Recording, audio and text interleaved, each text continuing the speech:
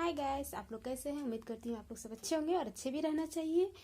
मैं आप लोग को अयोध्या के बारे में बताना चाहती हूँ, जो आजकल अयोध्या में हो रही है। एक से एक वहाँ पर दिखने को मिल रही है और चमत्कार हो रही है। वो सब मैं आप लोग को दिखाना चाहती हूँ और बताना भी चाहती हूँ। चलिए मैं होश दिखाती उड़ हूँ। गए। प्राण प्रतिष्ठा से पूर्व अयोध्या में कई बड़े चमत्कार हो चुके हैं, जिसमें गिद्धों का दिखना, भालुओं का दिखना, जमीन में से मां सरयू नदी का प्रकट होना शामिल है। लेकिन इस चमत्कार को अभी तक का सबसे बड़ा चमत्कार कहा जा रहा है, जिसके पीछे की सच्चाई जानकर आपके पैरों तले जमीन खिसक जाएगी। आखिर क्या है सच्चाई? क्या सच में लंका के राजा विभीषण अपने मित्र राम लल्ला से मिलने पहुंचे हैं? क्या विभीषण आज भी जीवित है? ऐसे कई रहस्य से पर्दा उठेगा आज की इसी वीडियो में। शुरुआत करने से पहले, अगर आप एक सच्चे सनातनी हैं और राम मंदिर बनने से बेहद खुश है, तो इस वीडियो को लाइक करें और कमेंट बॉक्स में जय श्री राम जरूर लिखें। अयोध्या में राम मंदिर की प्राण प्रतिष्ठा की तैयारी जोर शोर से चल रही है। 22 जनवरी को रामलल्ला को गर्भगृह में स्थापित किया जाएगा। हर राम भक्त को इस दिन का लंबे समय से इंतजार था। अयोध्या में 22 जनवरी से लेकर 25 मार्च तक कई खास कार्यक्रमों का आयोजन किया जाएगा। इस बीच मंदिर के गर्भगृह के निर्माण का काम 24 घंटे चल रहा है। 22 जनवरी को राम मंदिर में रामलल्ला की प्राण प्रतिष्ठा होने वाली है। किसी भी मंदिर में की जाने वाली भगवान की मूर्ति की प्राण प्रतिष्ठा का बहुत महत्व होता है। मूर्ति की प्राण प्रतिष्ठा के बिना भगवान का पूजन अधूरा माना जाता है। आगे वीडियो में जानते हैं कि प्राण प्रतिष्ठा क्या होती है और जानेंगे विभीषण कैसे राम मंदिर में प्रकट हुए। सनातन धर्म में किसी भी मूर्ति की प्राण प्रतिष्ठा बहुत महत्वपूर्ण मानी जाती है।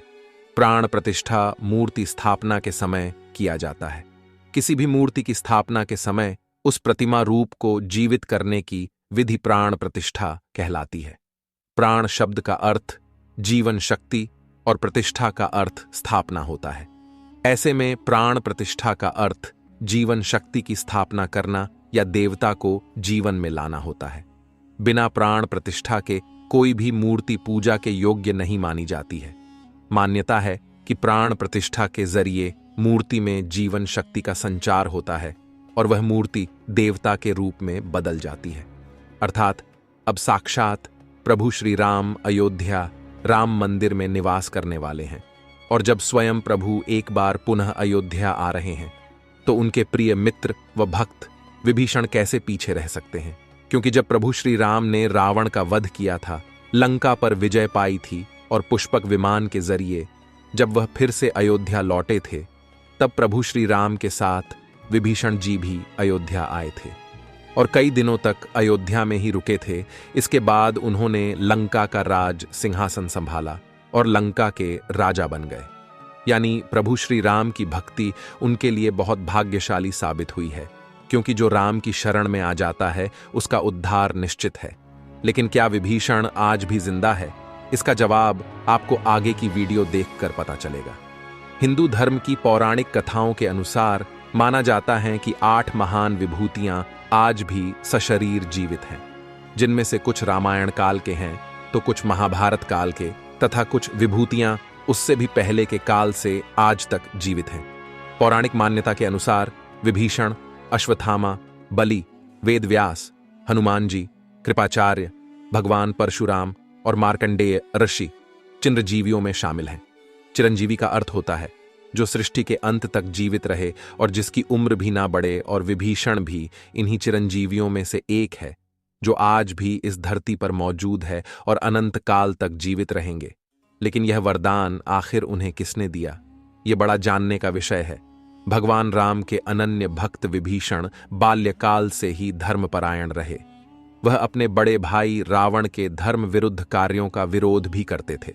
उन्होंने लंका युद्ध में भी धर्म का पालन करते हुए भगवान राम का साथ दिया। इसलिए प्रभु श्री राम ने उन्हें सृष्टि के अंत तक अजर अमर रहने का वरदान दिया। जब कलयुग का अंत होगा, उस समय भगवान विष्णु एक बार फिर से अवतार लेंगे, जिसका नाम कल्कि होगा। तब ये 8 चिरंजीवी भगवान कल्कि का साथ देंगे और फिर से सतयुग की स्थापना करेंगे। इसका मतलब यही निकलता है कि विभीषण आज भी जीवित है लेकिन आखिर प्राण प्रतिष्ठा से पहले उन्हें राम मंदिर में उन्हें कब और कैसे देखा गया, आगे वीडियो में जो घटना हम आपको बताने वाले उसे सुनकर आपके होश उड़ जाएंगे। ये घटना है 11 जनवरी रात्रि 12 बजे की। रोजाना की तरह सभी मजदूर राम मंदिर के गर्भगृह का कार्य करके अपने तंबू में विश्राम कर रहे थे।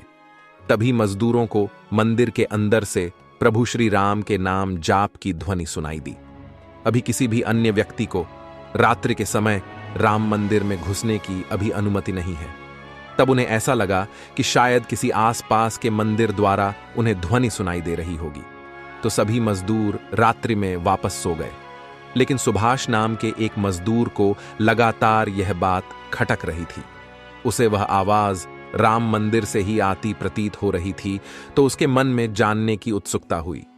आखिर इतनी रात्रि को राम मंदिर के अंदर राम नाम का जाप कौन कर रहा है?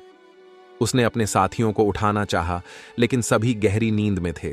तब सुभाष अकेले ही राम मंदिर परिसर में पहुंचा। वे काफी महीनों से राम मंदिर के निर्माण कार्य का हिस्सा था। उसे राम मंदिर का एक एक दरवाजा, एक एक कोना अच्छी तरह से पता था। जब उसने राम मंदिर के गर्भगृह में झांक कर देखा तो वहां पर एक बहुत ही दिव्य पुरुष, जिनके अंदर से काफी तेज प्रकट हो रहा था। वे अपने हाथों में माला लिए राम नाम का जाप कर रहे थे। ऐसा लग रहा था मानो वे काफी दिव्य पुरुष हों और किसी पौराणिक समय से आए हों।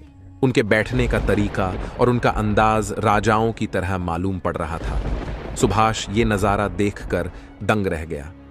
इसके बाद सुरेश अपने साथी मजदूरों के पास गया और उन्हें यह सारी सच्चाई बताई, और जब सब मिलकर राम मंदिर गर्भगृह तक पहुंचे तो सभी के होश उड़ गए, क्योंकि वह दिव्य व्यक्ति वहां से गायब हो चुके थे।